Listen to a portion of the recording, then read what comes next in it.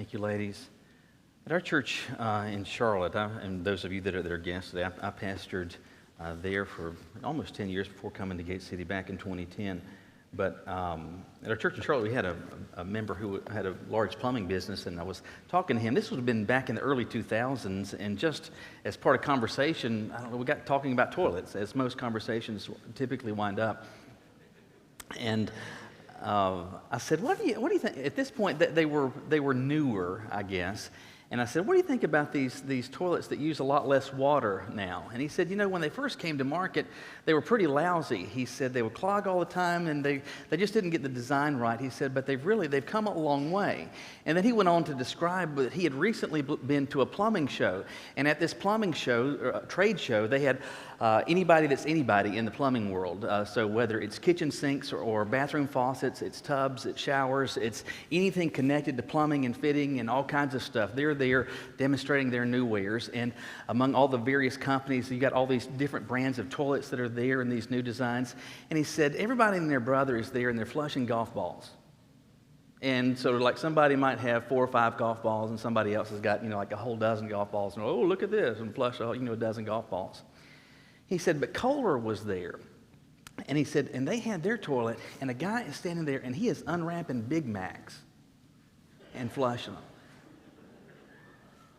I just remembered that.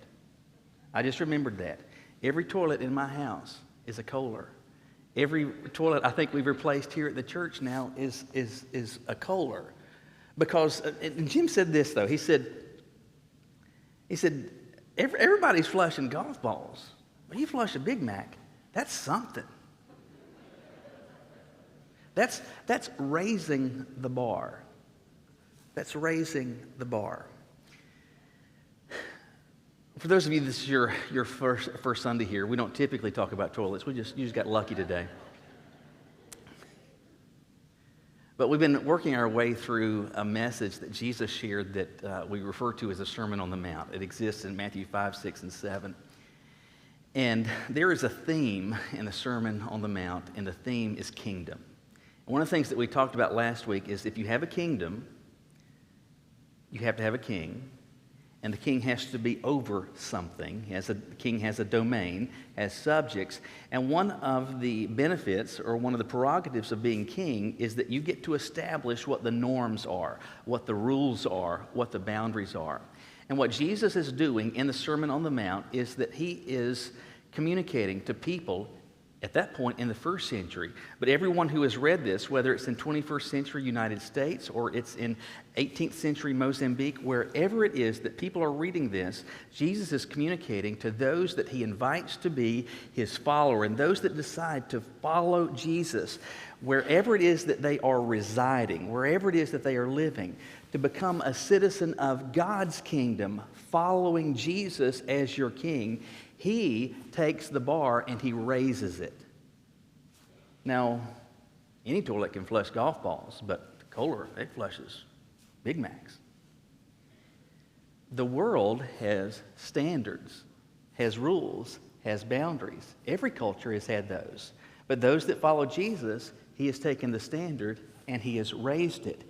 He has called us to not just be ordinary, but extraordinary.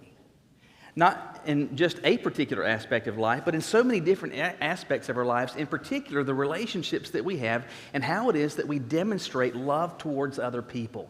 We hear so much about love today, but Jesus in the Sermon on the Mount talks about love, and he communicates that those that are his followers, those that are citizens of his kingdom, he is raising the bar.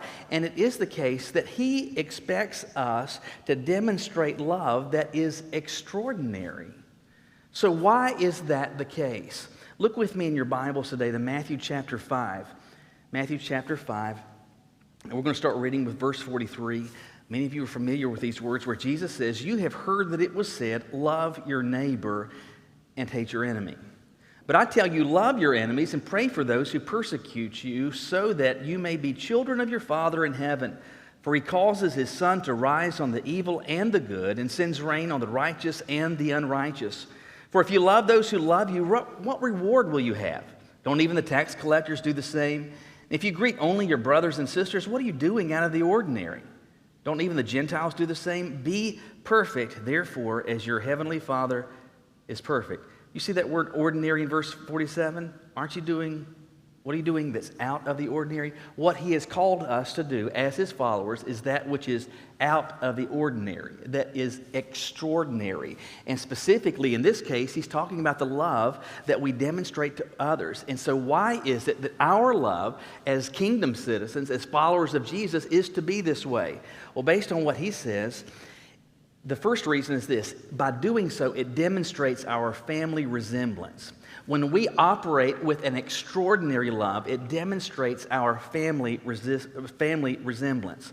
In this passage that starts in verse 43, Jesus uses a phrase that he has used repeatedly thus far, where he says, "You have heard it was said." In fact, he does so back in verse 21, he does so in verse 27, he does so in verse 31, he does in verse 33, he does so in verse 38. Repeatedly, he says, "You have heard that it was said." And this isn't just like there was a rumor that was going around and you heard about it. He's appealing to the fact that you are, as Jews, you have been hearing throughout the entirety of your life, in fact, going back for millennia, that this was said.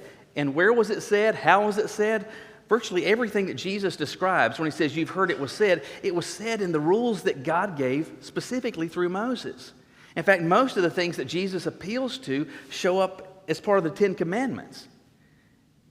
And so he says, "You have heard that it was said." So the law said to love your neighbor. Now, in reading that statement, likely you're reading that and saying, "Okay, I'm with you on that."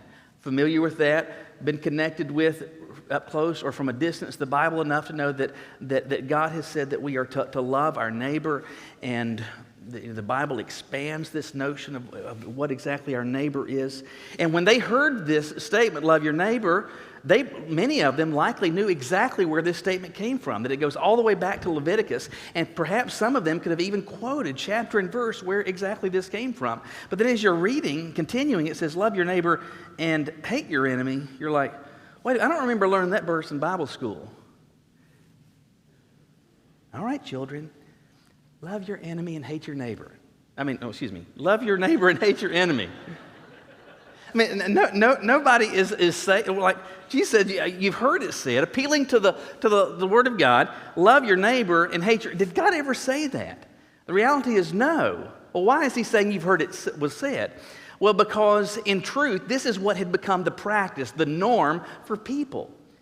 And so among those that were of their affinity group, that were easiest to get along with, that they would love them, but somebody that was their enemy, somebody that had put their sights on me, had put their sights on you, somebody that is opposed to you, you don't love them, you hate them. You hate them. Now, there is some debate, and you can read at some length about what exactly Jesus is describing when he uses the word hate. Is it describing actual hatred, or is it a comparison with respect to those that you feel the deepest affection for? I'll leave that debate for you to ponder on your own, but I will say this. You can get stuck in the weeds there, and in doing so, miss the point, because the point, I believe, is this. Jesus is saying, you've heard it was said, love your neighbor and hate your enemy. And the point he's trying to drive home is this. How you've been operating is this. Love people that are good to you. Love people that are nice to you. Love people that are helpful to you. Love people that are generous to you. But you let somebody say something nasty. You let somebody target you at work. You let somebody despise you because of your commitment to God. You let somebody decide that they are putting you in their crosshairs, and no love for them. So if they're easy to love, love. If they're difficult to love, you're dead to me. Ultimately, I think that's the point that Jesus is seeking to drive home. Love people who love you back. Love people who are easy to love. Now here's the question, who does that? Well, everybody does that. That's easy to find.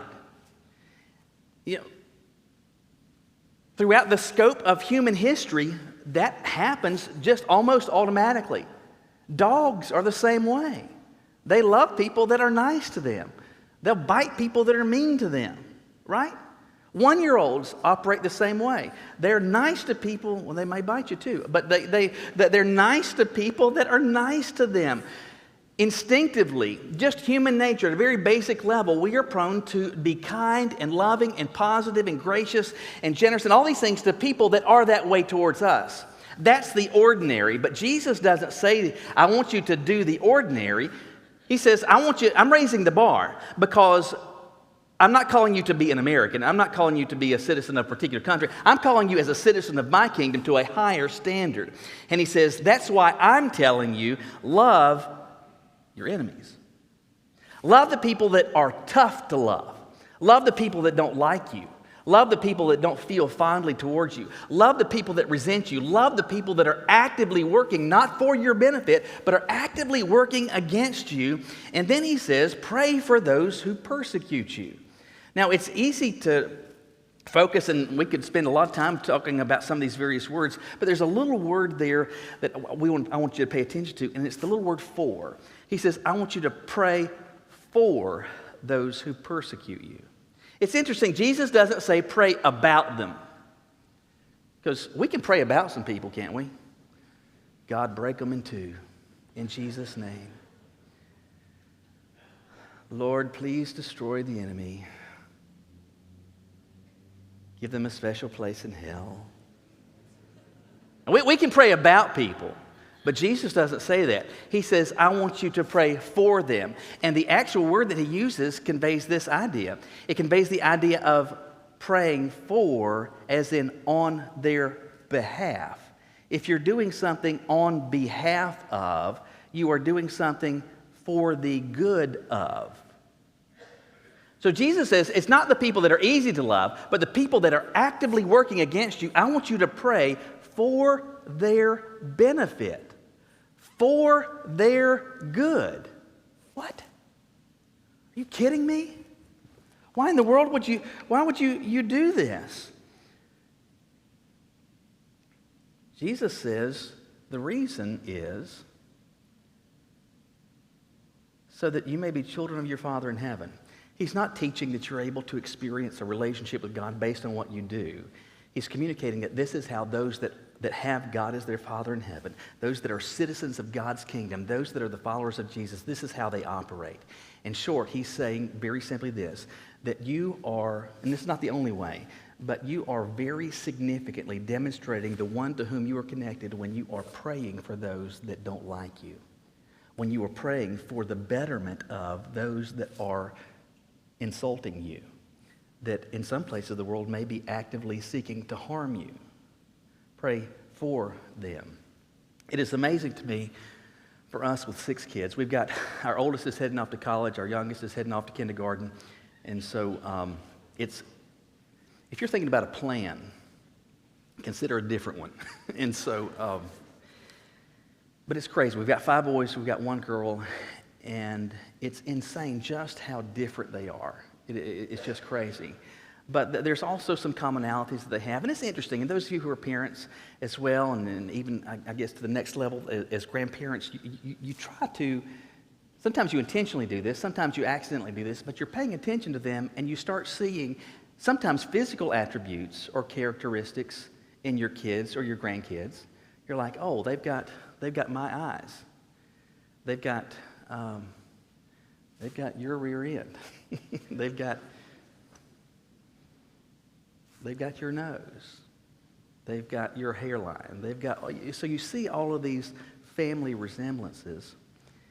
And it's interesting, between ours, we've got some that look a great deal like me. And so like Andrew and Peter are probably most look like me in my line. We are pasty white, and we redden very quickly, and they look a great deal like me. And then we have like Nathan and Catherine, and that look more like Caroline's side. In fact, Philip looks almost nothing like anybody on my side of the family. In fact, physically, there's almost nothing where he looks like me at all. And so there's these various physical attributes that you're able to identify, and that's kind of fun to do. It's also interesting, though, too, with respect to personality traits, to see, oh, they're kind of like me, they're kind of like you. And I believe also that this kind of ebbs and flows over time, and as they get older, it's going to change and develop. But it's interesting. Among our 6 kids, the one who least looks like me is Philip. But on the inside, Philip is a clone of me.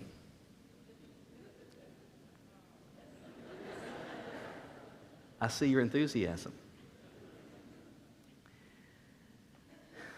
I see Caroline's enthusiasm.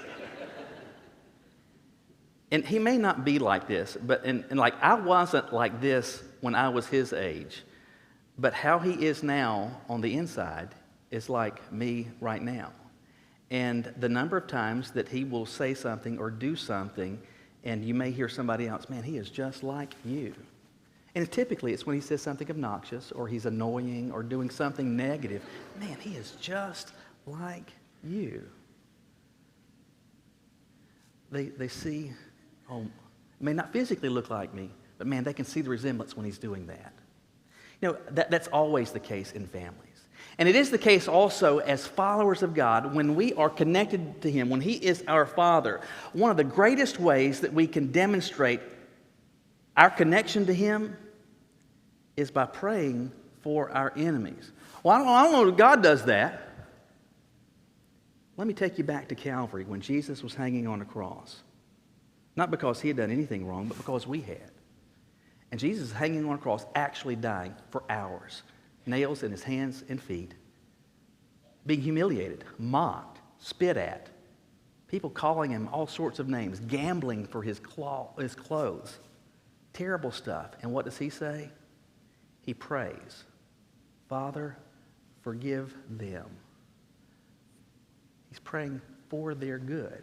Father, forgive them, for they know not what they do. I'm not saying it's the only way, but there are a few things that you and I can ever do that demonstrate greater our connection, the one that we follow, than when it is that we have an extraordinary love. Not loving lovely people, not loving lovable people, but loving difficult people. People that may not like us, people that don't treat us nice, people that don't have us on their Christmas card list, people that don't send us nice messages, but people that may say negative and nasty things about us, people that may be targeting us for baseless reasons.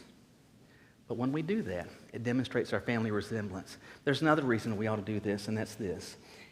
It's behavior that God rewards. It is behavior that God rewards. When we started this series, I did so by appealing first, not to the Sermon on the Mount, but to set the context. You don't have to turn there, but to 1 Peter chapter 2. In that, God used Peter to communicate this thought where he talks about the people of God operating, and it was true then, it's true today, as strangers and exiles here. So you're here. You're here in Greensboro, North Carolina. Somebody else that's a follower of God is reading this wherever they are. So this is where you are. But ultimately, you're a citizen of the kingdom of heaven. Ultimately, you may have a mayor, you may have a governor, you may have a president, you may have all these things, but ultimately you've got a king, and that's the one that you're following. So wherever you are as a follower of God, that's what's true. And he says this. He said, submit to every human authority because of the Lord. And then he says, or to governors, he says this, set out to punish those who do what is evil and to praise those who do what is good. In a very basic sense, God is using Peter to communicate one of the most basic foundational reasons that governments exist. And it's always been this way. To establish some boundaries that people are supposed to operate in so that there is a law and that you punish lawbreakers and that you reward those that are not lawbreakers. So Peter says, submit to these authorities that are operating where they punish those who do evil and praise those who are doing what is good. Stick that thought back into what Jesus is talking about in the Sermon on the Mount, which is about what? Kingdom. If you have a kingdom, what do you have? You've got a king. You've got those that are following. The king, among his prerogatives, is to punish those that violate his standards, but also to reward those that are operating according to his plans and purposes.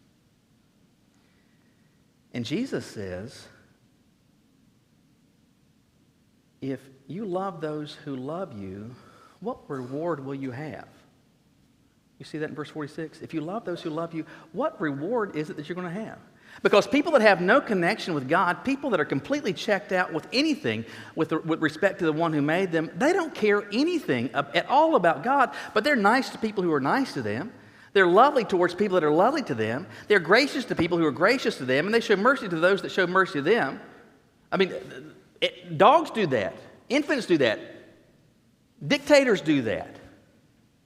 He says, what reward is it if you do that? He says, even the tax collectors do this. We don't have time to unpack all the tax collector stuff, but these were considered moral reprobates, turncoats. I mean, just absolutely despicable, loathsome, like we would just insert the word like politician.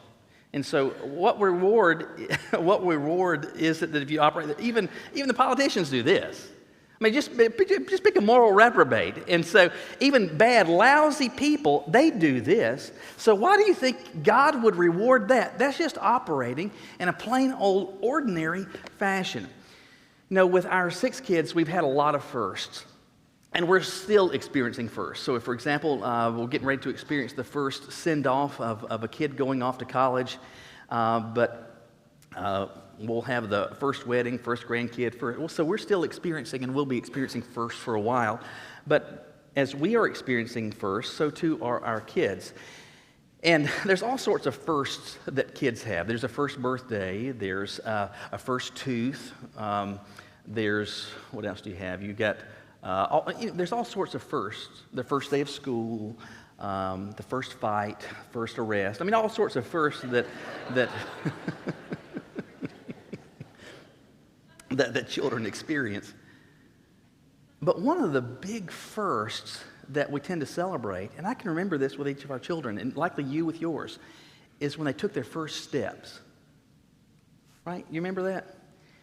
And certainly today, if you've got a cell phone, like these are moments that you try to capture on video, not just the still picture, but you want to capture those first steps.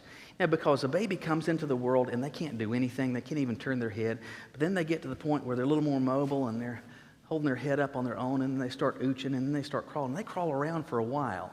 But as they get closer, start some a little earlier, some a little later, but approaching near that first birthday, a lot of times that's when many kids, little boys and girls, are taking their first steps. And so typically how it works, you've got mom or dad or both or other family members, whoever it is, you've got little boy, little girl standing there, and so you get them right there. Maybe they're standing up. They pull themselves up. They're standing next to the couch. And then you back away from them, and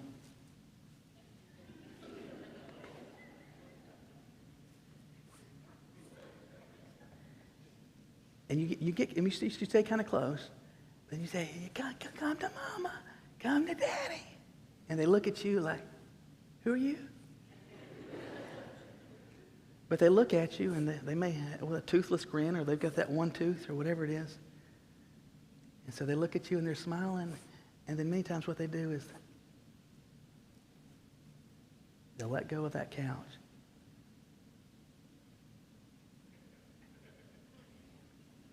This is what Elsie looked like getting out of bed this morning.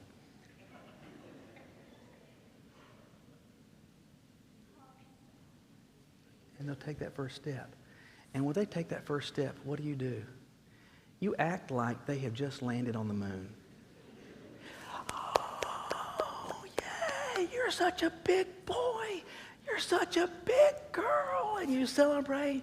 You might even cry. Some of you, your eyes might be watering because you remember those first steps. And it's so sweet. And once they've done that first step, you try to get a little further and further because you're trying to sneak out of the house. And so you're trying to... So you're trying to get them to walk. And like for the first while, though, every time they do that, it is bravo, bravo, bravo. Like I've been up here, I don't know how long I've been preaching now, 20 minutes, 25 minutes. I walked these steps. I've been walking back and forth, and none of you has clapped once.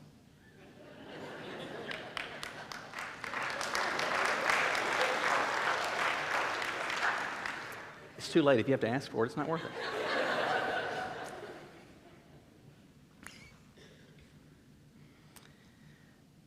But you quit clapping for your little boy or little girl when what? When that when it becomes the norm. When it becomes the norm. You didn't clap for me when I got on stage today and walking because that's the norm. We don't give stickers out. Oh, thank you, 27-year-old. I'm so proud of you. You walked today. Well, maybe these days we should, but we don't operate that way. Why? Because that's normative, normal behavior. Dealing kindly with kind people, dealing lovely and lovingly towards loving, lovable people. There's nothing noteworthy, nothing praiseworthy about that. But if you are dealing positively and, for example, praying for the person that hates you and maybe even hates you without cause. Maybe they hate you and the cause is because you're trying to take seriously this whole process of following Christ. But you are doing this and the ire that you are receiving from them is completely unjustified. You don't deserve this. You are being unfairly treated by them. You don't deserve it. But you don't respond with hatred. You don't point a gun at them. You don't call them names. You don't insult them. You talk to God for them, not about them, for them. That gets God's attention. And that's the type of behavior that God rewards. He's not looking from his people ordinary behavior, because ordinary, it's exactly that. It's ordinary. He's called us to extraordinary living, and his followers to demonstrate extraordinary love. Will you bow your heads with me?